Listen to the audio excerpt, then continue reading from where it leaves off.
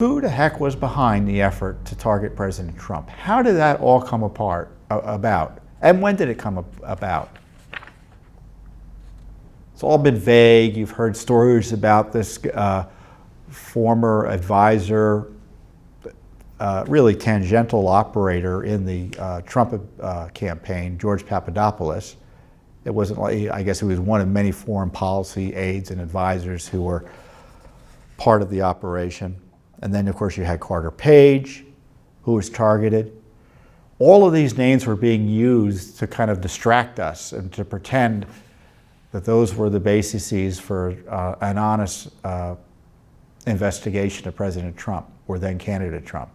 And I don't buy it at all. I think they didn't like him, and they were thinking of ways to investigate him, and they created this theory, both at the FBI and working with the Clinton campaign, and a hoax that there was collusion between him and the Russians. And it was all a hoax, and I knew it was a hoax from the get-go. And they pretended that separate efforts by the Russians, which had been ongoing across the world, in the sense that they interfere in elections all over the world and try to do what they can to mess things up in countries in Europe. Certainly they were doing that here in the United States. However, as being alleged by the intelligence community and the Mueller Special Counsel, so I'm relying on them, and they can't be trusted in many ways. But assuming all that took place, there was never any evidence that President Trump, then candidate Trump, was involved in any of that. How do I know there never was any evidence? Mueller told us so. So Judicial Watch has sued for documents and communications, documents of communications, I guess, of the Justice Department and FBI leadership between the beginning of 2016 and May of 2017, up until essentially when Mueller was appointed. We want communications of former Attorneys General Loretta Lynch, Sally Yates, Dana Boente. Those were the three top officials in the Obama Justice Department. Dana Boente moved into the Trump Justice Department. Jeff Sessions, obviously the former Attorney General. Sally Yates, again. Rod Rosenstein. James Comey, Andrew McCabe. All of those people, we want their communications about this alleged Russian interference.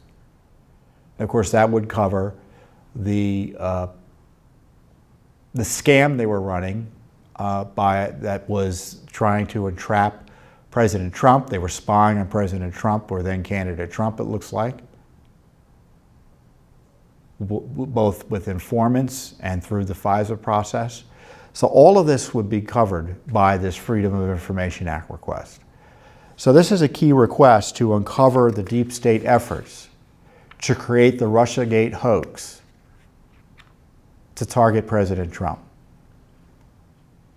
So as Congress does nothing or fights on or engages in a fake fight over the Mueller report, Judicial Watch is in federal court right now seeking core documents about this deep state coup against the president.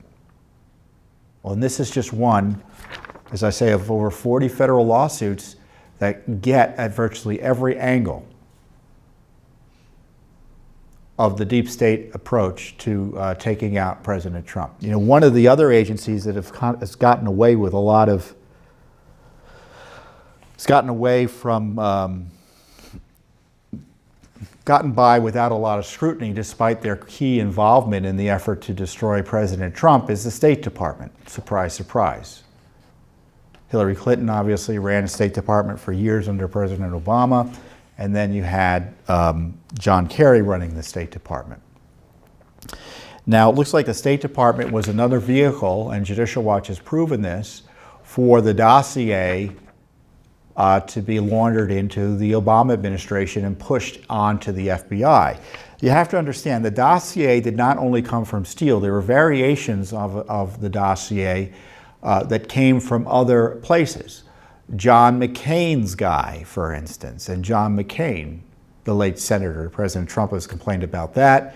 He's criticized for complaining that John McCain and his staffer or his ally were shopping around a fake dossier that made it seem like he was a traitor. And yet President Trump is criticized for criticizing John McCain for doing that. That's Washington for you. Of course, now the State Department was doing similar activity. Christopher Steele had communications with an Obama ambassador, Victoria Nuland. He was, what was her exact title?